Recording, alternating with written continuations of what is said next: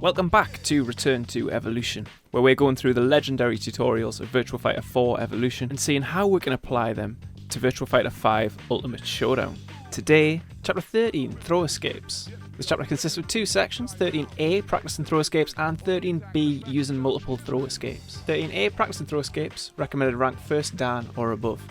What it is. As we've mentioned in recent chapters, if you can get an attack block that leaves you at a big disadvantage, you can't punch your way out of the follow-up throw attempt. And this is considered to be a guaranteed throw move. You can find these by setting the dummy to guard and counter-attack 4, and then mash and jab after a blocked attack. Anything here that the jab doesn't work on is your guaranteed throw attack. Why it's important? You've learned how to identify situations where you can attack out of turn when you suspect a throw, and it's allowed you to take bigger risks and not take as much of a beating for it if things don't go your way. So learning how to respond appropriately to even worse situations is a good next step in the process, allowing even bigger risks and equipping you with the best options if things don't go to plan. How it teaches you this exercise just wants you to do a throw escape after a guaranteed throw move. How to replicate it: set the dummy to guard and counter-attack 4 if you haven't already, and then throw out something that leaves you very vulnerable, like a knee. Then press the throw command during your recovery to escape from the throw attempt. You can also select forward or back throw options here if you'd like to practice breaking those too, by pressing the throw command and the appropriate direction. In a real match, you're going to really want to do this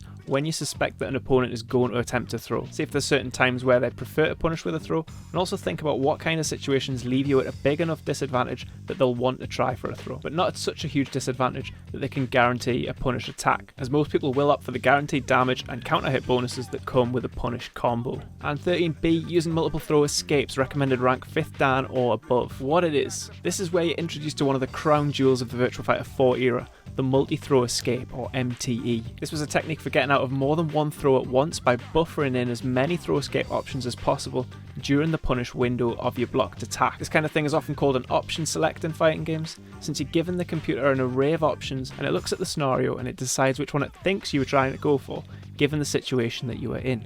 If you enter a back break and a forward break and the opponent attempts a back throw, it selects the back break option, since of course this is obviously the one that you meant to input here. Why it's important? The MTE no longer exists, but what it did was allow matchup knowledge and execution help a player get out of a throw situation unscathed, as they could choose to escape multiple throw options at once if they were quick enough. Even though this is no longer possible, there's some things to consider here in Virtua Fighter 5 Ultimate Showdown when it comes to escaping throws, such as what is the best likely counter option, and also how do you spot changes in throw preference from your opponent. How it teaches you this is a great exercise that asks you to input as many different throw escapes in those throw windows as possible, and it wants you to escape using multiple throw escapes from 5 different guaranteed throw scenarios. How to replicate this: since this doesn't exist in Virtua Fighter 5 Ultimate Showdown, there's no way to remotely replicate this exercise, but you still need to know how to defend yourself in this situation. All the same, you're going to find yourself in guaranteed throw scenarios, and since you don't have the choice to select multiple throw escapes anymore, you effectively have to guess what kind of throw type to counteract and fully commit to it. Guess wrong here and they can hit you, throw you, or do whatever they want. This one really requires some homework